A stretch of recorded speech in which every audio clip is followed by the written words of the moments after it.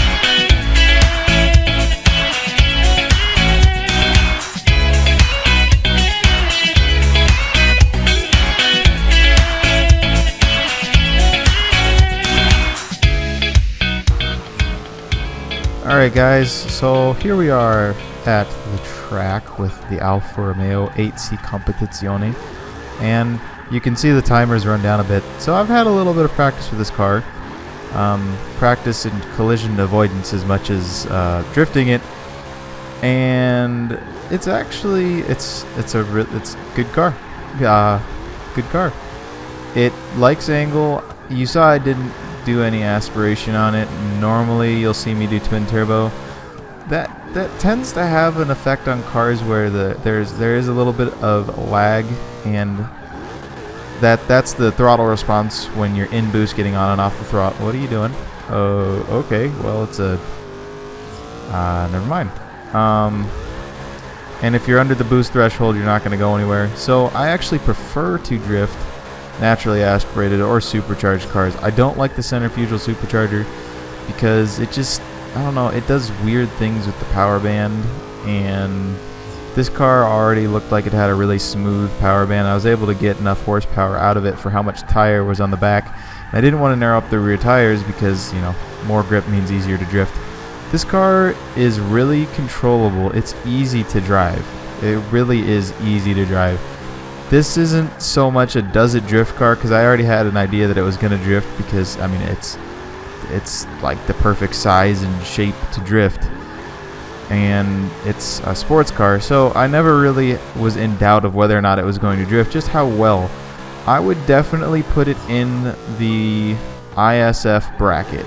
I think it's actually a little easier to drift than the ISF, just because of how much extra tire is on the back compared to how much the car weighs. My ISF weighs like 3,200 pounds with 295s on the back. This weighs 2,600 pounds with 315s. So it's easier to control. It likes, like I said, it likes angle. It'll counter steer really well. I mean, it sounds great too. It sounds, it sounds almost like a racing V8, if you ask me. It has this really nice I don't know, almost it sounds a lot like the GT350R if the GT350R was like in a porno or something. Just it was like a dirty version of the GT350R, if that makes any sense. But I mean, like, everything about this car, it looks good, it sounds good, it drives well, it's easy to drive. I would definitely recommend this car. There goes Mr. Not hit anybody. That's weird. Oh, and he hit somebody. I mean, honestly, this is a really good car for beginners. No, too far.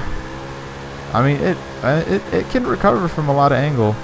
It doesn't have quite enough. I guess I'm just used to driving that 918 that you saw in my last video.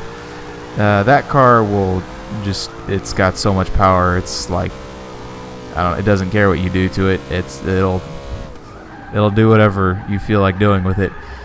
This car is kind of like that because it does have a pretty good amount of power for how much it weighs, but it's just, it doesn't have 900 horsepower.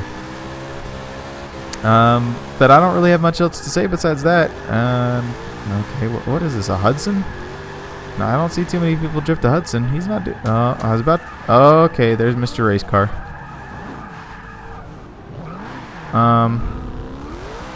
That's really all I've got to say. I do have a quick announcement though. I will be streaming The Division upon its release in the United States Pacific time, 12 p.m. Pacific time, or is that AM? I can't remember. One of the two. I'll be streaming that tonight, and I'll probably be streaming it for a couple hours just to have some fun. I streamed the beta too. It's kind of ironic. I streamed the beta when I had 43 subscribers, and now I'm streaming this when I have almost 430. That's a pretty incredible change in a little over a month, and I just have to say thank you guys. I can't say thank you guys enough, really. I didn't do the 400 subscriber special, and I probably won't do a 500 one either, just because I think that would be belittling each individual subscriber. Each of you matters as much to me. The 499th subscriber will matter just as much to me as the 500th. So that's why I haven't been doing those types of videos, but I will do this every once in a while where I'll just thank you guys, because you guys are awesome. The support you show this community is unbelievable. So that's all I've got for you guys today. Make sure, if you're interested, you tune in and check out my live stream of the Division beta, which will be up at 12 I guess it's AM Pacific Standard Time. Make sure you leave a like if you enjoyed the video, a dislike if you did not, and let me know in the comment section below what I can do to improve. Subscribe if you want more, and I will see you all in the next video. There's a little triangle over to my left. Who is it? It's a sniper! Weird, because, you know, rear engine. The rotation center is almost at the rear wheel.